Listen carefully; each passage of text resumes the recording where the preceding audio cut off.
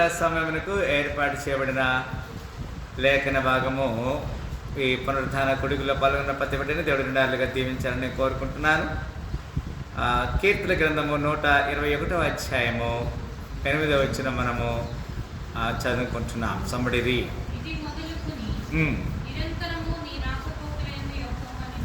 Right. ఇది దేవుడు మనతో మాట్లాడుతున్న మాట. ఎంతమంది ప్రతిరోజు ప్రయాణాలు చేస్తున్నారు? ప్రయాణం అంటే మేబీ ఆఫీస్కి వెళ్ళొచ్చు, స్కూల్కి వెళ్ళొచ్చు, కాలేజీకి వెళ్ళొచ్చు, పని మీద వెళ్ళొచ్చు, డ్యూటీకి వెళ్ళొచ్చు, లేకపోతే అనుదిన జీవితంలో ఏదైనా సరే వ్యక్తిగతంగా మనం పని మీద ఉండొచ్చు. ఇట్టి పని విషయమై దేవుడు మనతో ఒక హెచ్చరిక చేస్తున్నాడు. అదేంటంటే, ఇది మొదలుకొని ద లార్డ్ షెల్ ప్రిజర్వ్ దై గోయింగ్ అవుట్ అండ్ దై coming in from this time forth and even for ever more. ఇది దేవుని యొక్క ఏర్పాటును బట్టి. మీరు దేవుని మందిరానికి వచ్చినప్పుడు, దేవుని మందిరం నుంచి ఇంటికి వెళ్ళినప్పుడు, ఆమె చెప్పండి హల్లెలూయా. నిరంతరము మీ రాకపోకల యందు, whether you are going anyway, మీరు ఎక్కడికైనా వెళ్ళచ్చు కదా. బాపట్ల వెళ్ళచ్చు కదా, లేకపోతే జనగాం వెళ్ళచ్చు, లేకపోతే వరంగల్ వెళ్ళచ్చు. Wear ever you go, the God will protect are preserve from all kinds of danger. అన్ని రకాల అపాయముల నుంచి దేవుడు మనల్ని కాపాడబోతున్నాడు. ఆమె చెప్పండి హల్లెలూయా. చెప్పండి మీ పక్కన వాళ్ళతో, దేవుడు నిన్ను కాపాడుతాడని చెప్పండి. అమ్మా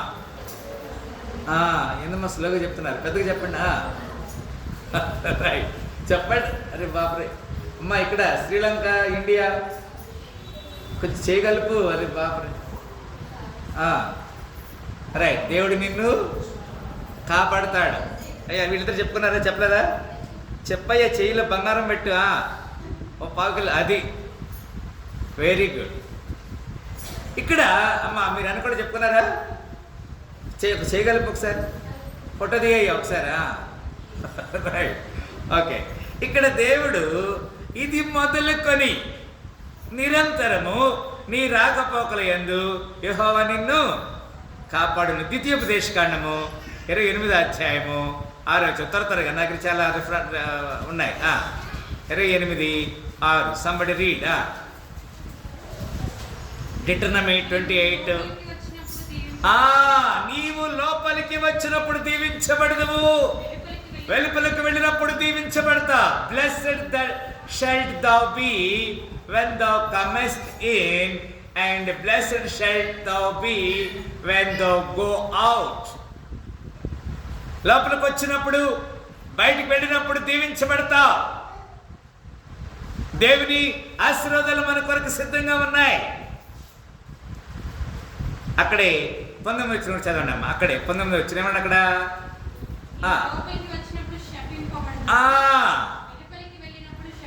ఎప్పుడు ఇది ఎవరిది? యెహోవా యందు భయభక్తులు లేనివారు. మొట్టమొదటి వచనంలో 6వ వచనంలో నీ దేవుడిని యెహోవా మాటను శ్రద్ధగా విని అంటాడు. ఈ 19వ వచనంలో నీ దేవుడిని యెహోవా మాట నీవు వినని ఎడలా నీకు ఇలాంటి కర్సెస్, శాపం వస్తుందని చెప్తున్నాడు. లేరా, మనము దేవుని మాట వినాలి, దేవునికి మనము లోబడాలి అని లేఖనం ద్వారా మనం హెచ్చరిక పొందుతున్నాం. 2 శామ్యూయల్ 5:2, 2 సమూయేలు 5:2. 2 శామ్యూయల్ 5:2, 2 సమూయేలు 5:2. పూర్వకాలమున సౌలు మా మీద రాజై ఉండగా, అది నడిపిస్తున్నాడు. నీవు ఇశ్రాయేలు నడిపించేవాడవై ఉంటివి. అయితే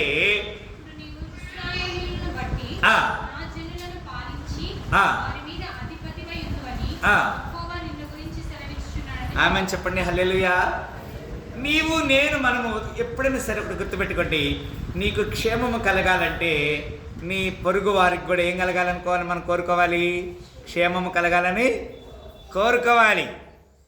అంతేగాని నాకే మేలు కలగాలి, నాకే క్షేమం కలగాలని ఎప్పుడు అనుకోకూడదు పిల్లరా. దేవుని యొక్క లేఖనం ఇక్కడ స్పష్టంగా తెలియచేస్తుంది. నీకు మేలు కలిగినప్పుడు ఇతరులకు కూడా మేలు కలగాలనే ఒక ఆలోచనతో నీవు ఉండాలి. అంత మాత్రమే కాదు. యెషయా గ్రంథం 8వ అధ్యాయము 21వ వచనం. యెషయా గ్రంథము 8వ అధ్యాయము 21వ వచనం. అప్పుడు దేవుని సన్నిధిని మమ్మల్ని మేము దుఃఖపరుచుకొని మాకును మా చిన్నవారికిని మా ఆస్తి అప్పుడు దేవుని సన్నిధిని మమ్మల్ని మేము దుఃఖపరుచుకొని మాకును మా చిన్నవారికి మా ఆస్తికిని శుభ ప్రయాణము కలుగునట్లు. ఏం ప్రయాణం అండి? సేఫ్ జర్నీ కదా. ఇప్పుడు విమానంలో వెళ్ళేటప్పుడు వాళ్ళు చెప్తారు సేఫ్ జర్నీ కలగాలంట కదా, బస్సులో వెళ్ళేటప్పుడు. లేకపోతే నువ్వు ఎక్కడ వేరెవర్ యూ ట్రావెల్, నువ్వు ఎక్కడ వెళ్ళాలన్నా శుభ ప్రయాణము కలిగినట్లుగా ఆయనను వేడుకొనుటకు అహావా నది దగ్గర ఉపవాసముండుడని ప్రకటించి తిని. మనము ఏదైనా ప్రయాణం చేసేటప్పుడు ఇంటి దగ్గర నీవు ఒక్క నిమిషం మోకరించి ప్రార్థన చేసుకొని ప్రయాణం చేయాలి. లేకపోతే ప్రార్థన ఏదైనా సరే కనీసం ప్రార్థన చేసుకొని ప్రయాణము చేయాలి. అప్పుడు ఏమిస్తాడు దేవుడు? నీకు సేఫ్ జర్నీ ఇస్తాడు, క్షేమకరమైన ప్రయాణం ఇస్తాడు. మనం అట్లా కాకుండా ఇక ఎవరైనా వచ్చి పిలుస్తారు, రావే ఇంకా నువ్వు రెడీ కాలేదంటే ఇక ఇవి ఇంకా రెడీ పరిగెత్తానే ఉంటుంది. ఇవి ఒక్కోసారి తలుపు తాళం కూడా వేయరు. అంతా హుషారు ఉండొద్దు ఎక్కడికి వెళ్ళటానికి, ప్రయాణం చేయడానికి. ఏం చేయాలి? మనము ఉపవాసం ఉండి ఏం చేయాలమ్మా? ప్రార్థన చేయాలి. అంత మాత్రమే కాదు. 8:31 చూడమ్మా అక్కడ. అదే 8వ అధ్యాయము. మేము మొదటి నెల 12వ దినమందు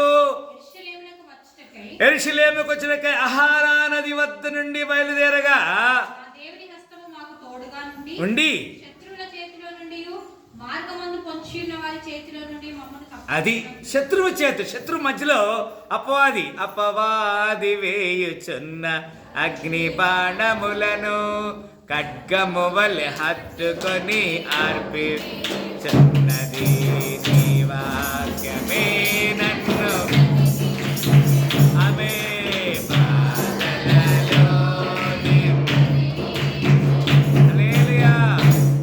శత్రువు చేతిలో నుండి కదండి. మా దేవుని హస్తము మాకు తోడుగా ఉండి శత్రువుల చేతుల నుండి, మార్గం ముందు పొంచున్న వారి చేతుల నుండి మమ్మల్ని తప్పించినందున అంటాడు. లేరా మనం దేవుని ఏ కీడు నుంచి మనము ఏ కీడులో పడకుండా దేవుడు మనం తప్పించడానికి కదా. సామెతలు 2:8. మన రేపు క్రిజులు ఈ పాయింట్ రావచ్చు బహుశా, అవునా? సామెతలు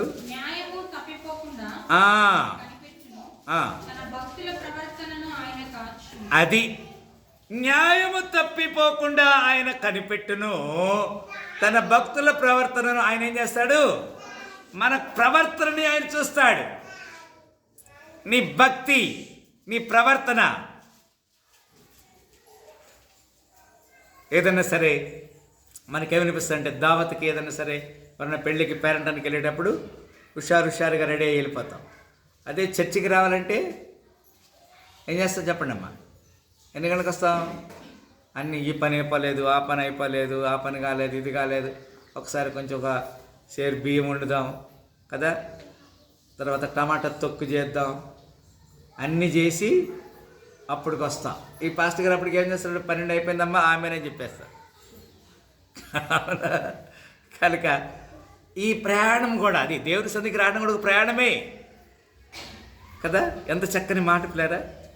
మరి మనం అక్కడే 6వ వచనం కూడా చదవమ్మా. ఏమన్నా అక్కడ 3వ అధ్యాయం 6వ వచనం, సామెతలు 3వ అధ్యాయము 6వ వచనం. అది కరెక్ట్. నీ ప్రవర్తన అంతటి యందు ఆయన అధికారమును ఒప్పుకున్నప్పుడు ఆయన నీ త్రోవలను, ఇప్పుడు నువ్వు దేవుని దగ్గరికి వచ్చేటప్పుడు లేదా ఎక్కడికి వెళ్ళేటప్పుడు పోయేటప్పుడు నీ ప్రవర్తన అంతా ఏం చేయాలి? ఆయన అధికారానికి ఒప్పుకోవాలి. మనము గర్వముగా ఇతరుల మీద ద్వేషంతో మనం ఏమి చేస్తున్నా వీ కెనాట్ సక్సీడెడ్, మనము సక్సెస్ కాం. వి షుడ్ వెరీ ఫ్రాంక్ కదా. కొన్నిసార్లు మనము ఇంటి దగ్గర ఎవరైనా ఉంటే మనం చెప్పి వెళ్ళాలి కదా. అబ్బా చెప్పి వెళ్ళాలా, లేకపోతే ఇంట్లో ఇప్పుడు ఎవరైనా పెద్దోళ్ళు ఉన్నారనుకో ఏం చెప్పాలి, అక్క నేను పోయేస్తానని చెప్తావా, లేకపోతే నీకేంది నేను చెప్పేది అంటావా? చెప్పండి అమ్మా, ఎంతమంది అట్లా అన్నారు, ఎంతమంది అన్నారు అట్లా?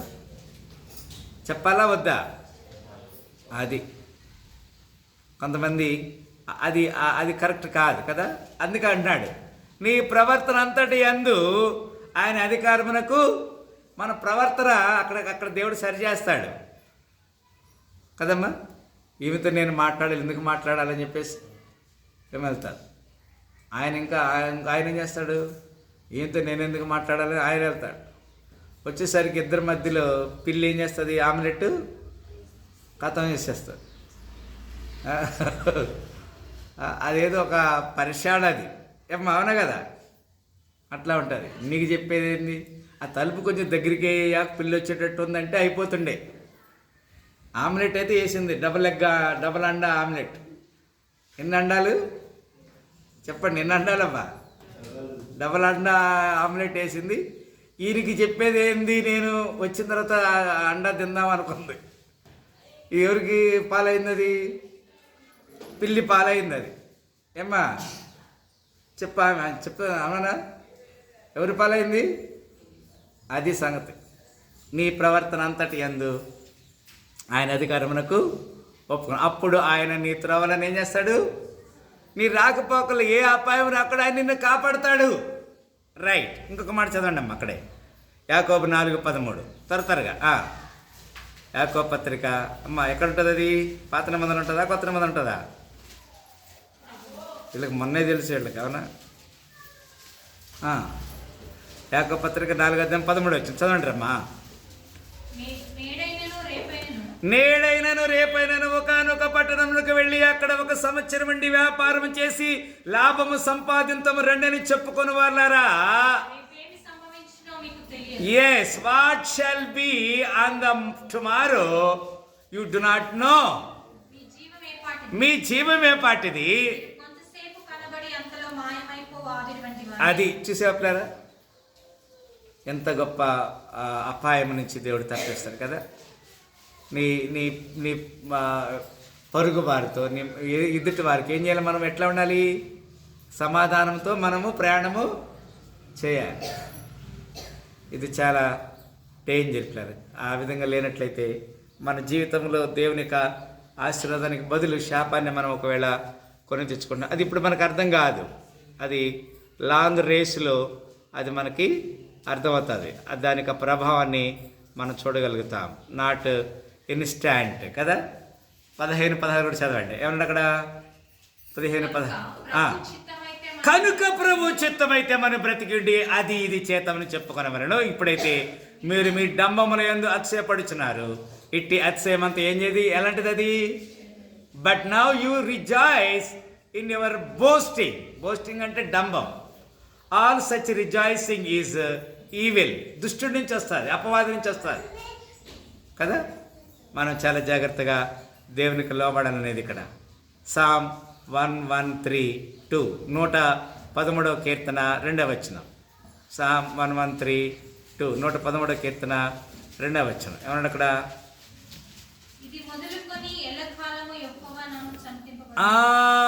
హీర్ ఆఫ్టర్ కదండి.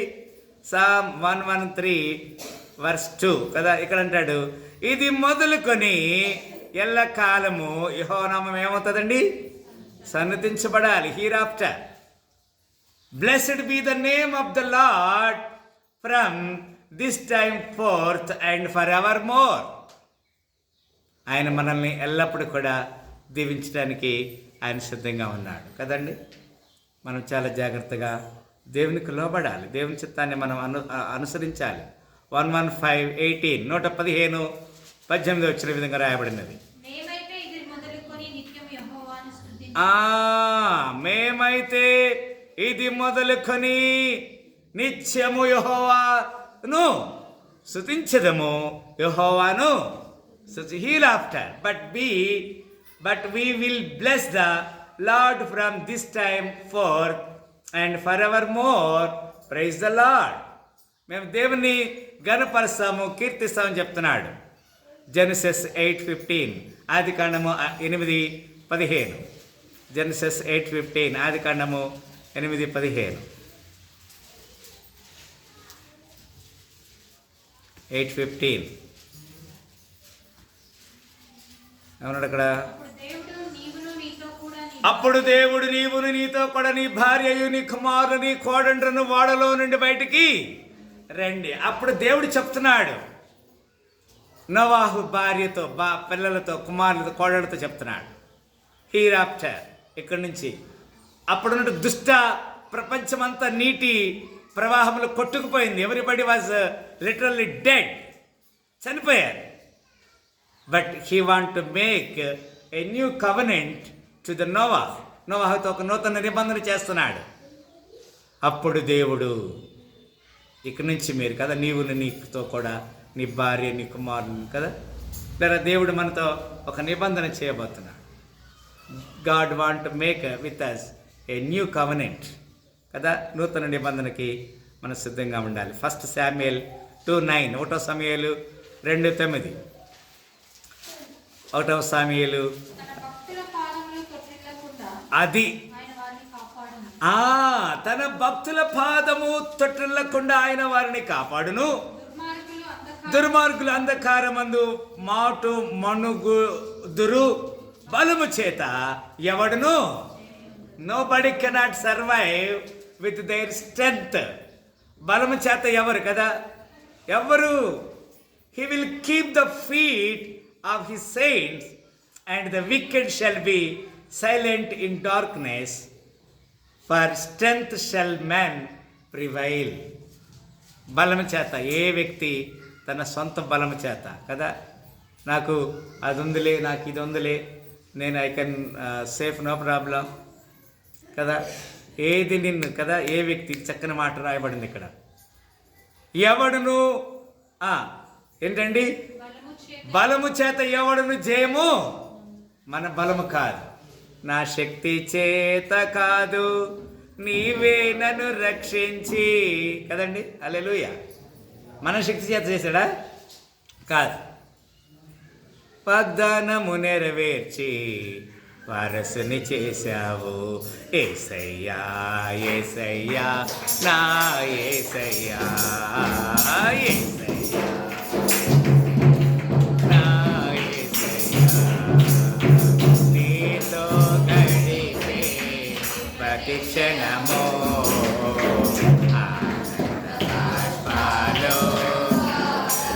కదా, దేవునితో గడపాలి, దేవునితో మాట్లాడాలి. ఇంకొక మాట కూడా చూస్తారు అక్కడ 18:13, 18:13, 1 సమూయేలు 18:13, 18. కాబట్టి సౌలు అతను తన యొద్దనున్న నీ యొక్క సహస్రాధిపతిగా చేశాను. అతడు జనులకు ముందు పోవచ్చు ఉండేను కదండి. మనము ఎవరి గురించి చెప్తున్నాడు ఈ మాట? దావీదు గురించి చెప్తున్నాడు. సౌల్ని దేవుడు రాజుగా అభిషేకించాడు, కానీ హీ వాజ్ డిజొబేయింగ్ గాడ్స్ విల్. దేవుని చిత్తాన్ని నుంచి అతను తొలగిపోయాడు. ఆయన చెప్పాడు, నువ్వు పోయి యు ఫైట్ అగెన్స్ట్ అమాలేకైట్స్, అమాలేకులతో యుద్ధం చేయమంటే ఈయనేం చేస్తున్నాడు?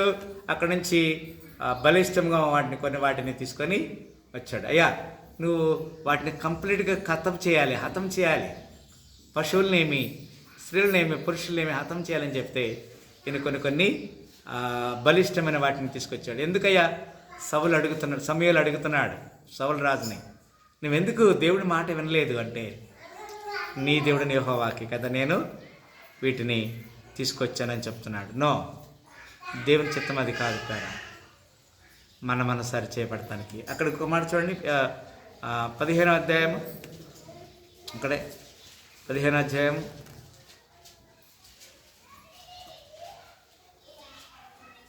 15వ వచనం. అందుకు సౌలు అమాలేకుల యొద్ద నుండి జనులు వీటిని తీసుకొని వచ్చిరి. నీ దేవుని యెహోవాకు బలి అర్పించుటకు జనులు గొర్రెల్లోనూ ఎడ్లలోనూ మంచి వాటిని ఇవ్వడనిచ్చిరి, మిగిలిన వాటినంటిని మేము నిర్మూలము చేసి మనగా. సమూయేలు ఏమంటున్నాడు ఇక్కడ 16వ వచనంలో? ఇక నువ్వు don't want to speak at all కదా, నువ్వు మాట్లాడాల్సిన పని లేదు. Then Samuel said unto Saul, stay and I will tell thee what the Lord had said to me this night. కదండి, నువ్వు మాట్లాడాల్సిన అవసరం లేదంటున్నాడు. ఏం చేస్తానంటున్నాడు? సమూయేలు తనగా సౌలు చెప్పి ఏమన్నాడు? సమూయేలు ఏమన్నాడు? అందుకు సమూయేలు చదవం 17 వచ్చిన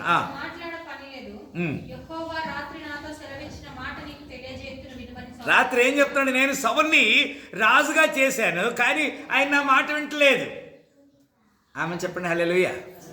చదవం 17 వచ్చిన ఏమన్నా అక్కడ? నీ దృష్టికి నీవు అల్పుడుగా ఉన్నప్పుడు ఇశ్రాయేలు గోత్రములకు శిరసైతివి.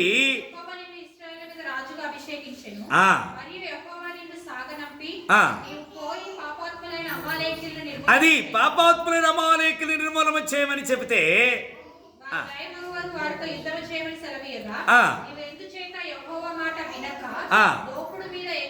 అది దోపుడు సొమ్ము పంచుకొని ఆశ తీర్చుకుందును. హల్లెలూయా. దోపుడు సొమ్ము అంటే దేవుని మాట వింటలేదు అతను, దోపుడు కోసం వెళ్తున్నాడు. దోపుడు కోసం అంటే అక్కడ ఉన్న మిగిలినన్ని దోసుకురావాలని చూస్తున్నాడు. మనం కూడా దేవుని మాట వినకుండా మనం ఏమి చేయకూడదు కదా. ఆయన నీకేం చెప్తే, అందుకే 19 వచ్చి అన్నాడు కదా, నువ్వు ఎందుచేత యెహోవా మాట వినక దోపుడు మీద ఎగబడి ఆయన దృష్టికి నువ్వేం చేసావు? కీడు చేసేటివి. ఏమన్నాడు? అందుకు సౌలు ఆ మాట అనవద్దు, నేను యెహోవా మాట విని యెహోవా నన్ను పంపిన మార్గమున పోయి అమాలేకులకు రాజైన ఆగాగును ఎన్ని చేశాడు, కానీ దేవుని మాట వినలా. దేవుని మాట వినకపోతే ఏమొచ్చింది? అక్కడ ఏమొచ్చిందమ్మా? కర్స్. దేవుని మాట వినటానికి కదా. 18వ అధ్యాయము 29వ అధ్యాయము 6వ వచనం. 29వ అధ్యాయం 6వ వచనం. కాబట్టి ఆకీషు దావీదును పిలిచి, యెహోవా జీవము తోడు, నీవు నిజముగా యథార్థపరుడవై ఉన్నావు. దండులో నీవు నాతో కూడా సంచరించుట నా దృష్టికి అనుకూలమే.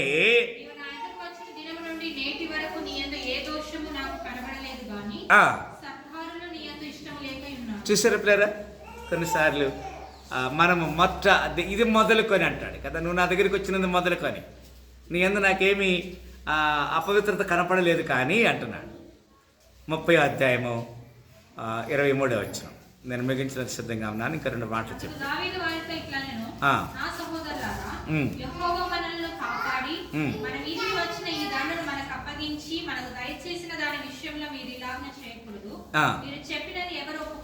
గమనించండి ప్రేర. అందుకు దావీదు వారితో ఇట్లా, నేను నా సహోదరులారా, యెహోవా మనలను కాపాడి మన మీదకి వచ్చిన ఈ దండును మనకు అప్పగించి మనకు దయచేసిన దాని విషయంలోనూ మీరు ఇలాగూ చేయకూడదు. దేవుడు మనకి ఇది మొదలుకొని నేను మిమ్మల్ని ఆశ్రయిస్తానని చెప్పాడు కదా. 2 శామ్యుయేల్ 3:25. ఇంకొక మాట చెప్పి ముగిస్తాను. 2వ సమూయేలు 3:25.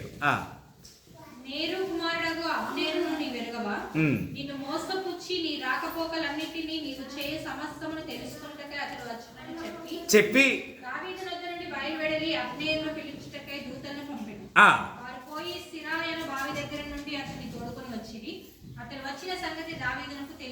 గమనించండి, రాకపోకలలో ఇతను వెళ్ళటము అతను రావడం ప్రతిదీ దేవుని దృష్టికి యథార్థంగా ఉండాలి. మనం when you are go out, when you are come in, వచ్చేటప్పుడు పోయేటప్పుడు కదా ఆయన మనల్ని కాపాడటానికి.